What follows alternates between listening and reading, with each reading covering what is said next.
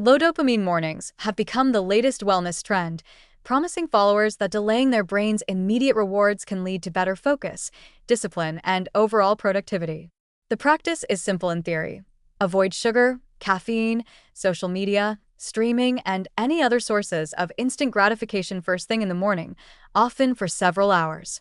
Proponents claim that by doing so, you reset your brain's reward system, increase willpower, and train yourself to enjoy simpler, slower, or more meaningful forms of pleasure later in the day. On social media, it's portrayed as a kind of mental boot camp, a badge of virtue for anyone serious about self-improvement, productivity, or hacking their neurochemistry. But the reality is far more complicated, and the hype hides a range of potential downsides, both physiological and psychological. The biological reasoning behind the trend is based on dopamine, a neurotransmitter involved in motivation, reward, and pleasure. The idea is that constant, immediate dopamine spikes from scrolling Instagram, checking notifications, or grabbing a sugary latte condition the brain to seek quick fixes rather than sustained effort. By avoiding these stimuli, the theory goes, you allow dopamine receptors to reset, making ordinary activities feel more rewarding and improving your capacity for focus and delayed gratification.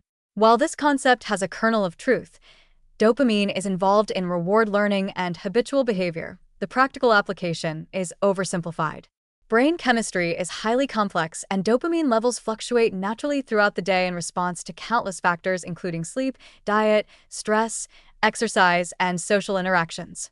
Avoiding morning stimuli does not create a magic reset button, and expecting a dramatic improvement in focus or discipline may set people up for disappointment. The movement also tends to overstate mental health benefits.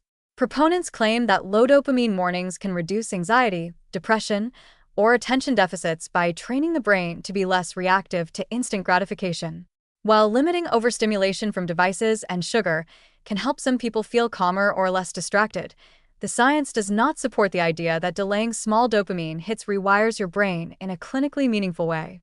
In fact, for some individuals, especially those with existing mental health conditions, extreme restriction of pleasurable stimuli can worsen mood, increase irritability, or create obsessive thought patterns.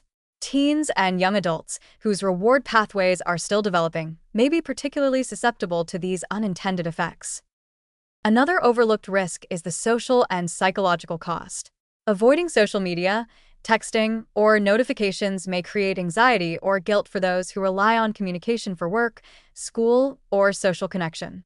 The same goes for caffeine. Some people depend on morning coffee to regulate energy and cognitive performance. Abruptly cutting these stimuli can trigger withdrawal headaches, fatigue, irritability, and decreased focus, ironically undermining the very goals of the practice.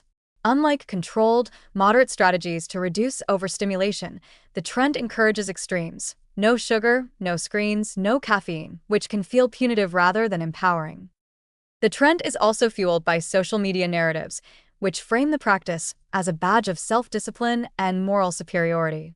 Influencers present low dopamine mornings as a lifestyle of elite productivity, often with staged routines showing meditation, journaling, cold showers, or minimalist breakfasts. While visually appealing, these portrayals rarely reflect the diversity of real-life demands, schedules, and neurochemical differences. People who try to imitate these routines may experience stress, guilt, or feelings of inadequacy when they inevitably deviate, which can undermine both mental health and motivation. There are also practical pitfalls. Completely avoiding small dopamine triggers can reduce engagement in activities that actually provide meaningful reinforcement. Music, reading, conversation, or light exercise, all of which release dopamine naturally, are sometimes discouraged by overly rigid interpretations of the trend. Ironically, this can make mornings less enjoyable, less productive, and more stressful, contradicting the supposed goal of mental reset. The obsession with controlling neurochemistry through rigid routines can also foster obsessive or perfectionistic thinking, which may spill over into other areas of life. In reality, moderate management of morning stimulation can have benefits. Mindful phone use, balanced caffeine intake, and a nutritious breakfast can help set the tone for the day without imposing extreme deprivation. But the low dopamine morning Trend takes a kernel of behavioral science and stretches it into an oversimplified formula that promises dramatic mental transformation, often with little scientific support. For some individuals, particularly younger adults or those with mental health vulnerabilities, the trend may inadvertently increase stress, anxiety, or fatigue rather than fostering focus and discipline. Ultimately, the idea that you can hack your dopamine first thing in the morning to instantly become more productive is seductive but misleading. Real improvements in focus, motivation, and mental health come from sustainable, evidence-based practices: consistent sleep, balanced diet, regular exercise, mindful technology use, and stress management. Overhyping dopamine control through rigid morning routines risks replacing genuine self-care with ritualized deprivation, and in some cases, it may do more harm than good. The trend is a stark example of wellness culture taking complex neurobiology and turning it into a simplistic, high-pressure lifestyle challenge that appeals to ambition but may undermine the very outcomes it promises.